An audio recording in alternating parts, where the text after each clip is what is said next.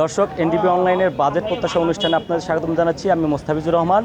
গাইবান্ধার সাগাটা ফুলছড়ি নদী বিশিষ্ট এই জনপদের মানুষের এই অন্তর্বর্তীকালীন সরকারের 25-26 অর্থ বছরের বাজেট তাদের কীরকম চাচ্ছে সেই প্রত্যাশা সম্পর্কে আপনাদের জানাবো। কারণ এই নদী বিস্তৃত চরাঞ্চলের মানুষগুলোর দুঃখ দুর্দশায় এবং এই বাজেটে তাদের কি থাকবে বা তাদের চাহিদা কি, এটা জানাতে আমি যুক্ত হয়েছি। তো আপনাদের জানাবো, তো আমাদের সাথেই থাকুন। দাম বেশি এখন, যেভাবে ধানের দাম একটু ধানের দাম বাড়ালে ভালো হয়, আর সারের দাম একটু কমে দিলে ভালো হয়, বেশি দিলে হয় না।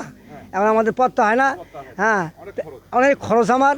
এখন কৃষি খরচ দাম বেশি, মনে হয় একটা কামার দাম 1000 টাকা, তেমন ধানের দাম 850 টাকা। এখন তো পথ হয় না আমার। ধানের দামটা যেভাবে আছে সে এই বাজেটে এই বর্তমান বাজারে আমাদের জন্য পত্তা হয় না। এটা আমাদের জন্য একটু খরচ বেশি। সেটা হচ্ছে সারের দাম বেশি, কীটনাশকের দাম বেশি, কামলার দাম বেশি। বর্তমান বাজার পাচ্ছি আমরা 850 টাকা থেকে 900 টাকা। যদি আমাদের 1100 টাকা পর্যন্ত ধানের দাম দিত, তাও একটু যাই হোক মোটামুটি আমরা একটু সচ্ছল থাকতাম। আমাদের চর অঞ্চলের মানুষ আমরা চাচ্ছি উন্নয়ন, হাসপাতালগুলো উন্নয়ন হোক এবং রাস্তাঘাটগুলো উন্নয়ন হোক, এটাই আমরা চাচ্ছি। তেল সারের দাম কমে আসুক, মানুষের দুর্গতগুলো কমবে বাড়বে, এটাই আমরা চাচ্ছি। অন্তর্বর্তী সরকার ভালো কাজ করতেছে, এটাই আমরা চাই।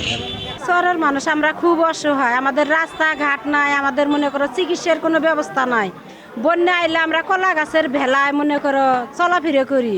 আমার রাস্তাঘাটে খুব অসুবিধা হয়, যা চলাচল অসুবিধা হয়। তারপরে হলো অসুখ বেশি হলে হাসপাতালে যাওয়া অসুবিধা হয়, খাওয়া খাদ্য অসুবিধা হয়। আমরা এখন সরকারের কাছে একটা হাসপাতাল চাই, আমাদের জন্য খুব দরকার। আমাদের চরের এলাকায় ডেলিভারি হতে কি একটা হলে আমাদের জন্য আসা মুশকিল, আমাদের আস্তে আস্তেই রুগী মারা যায়। আমাদের জন্য একটা হাসপাতালের দাবি। চরাঞ্চলের শিক্ষা ব্যবস্থাটা লাজুক অবস্থা। সেই সাথে আমি বলবো স্বাস্থ্যসেবা, ঠিক শিক্ষা ব্যবস্থার পাশাপাশি স্বাস্থ্যসেবাটাও যদি উন্নত না করা যায়, একই অবস্থা।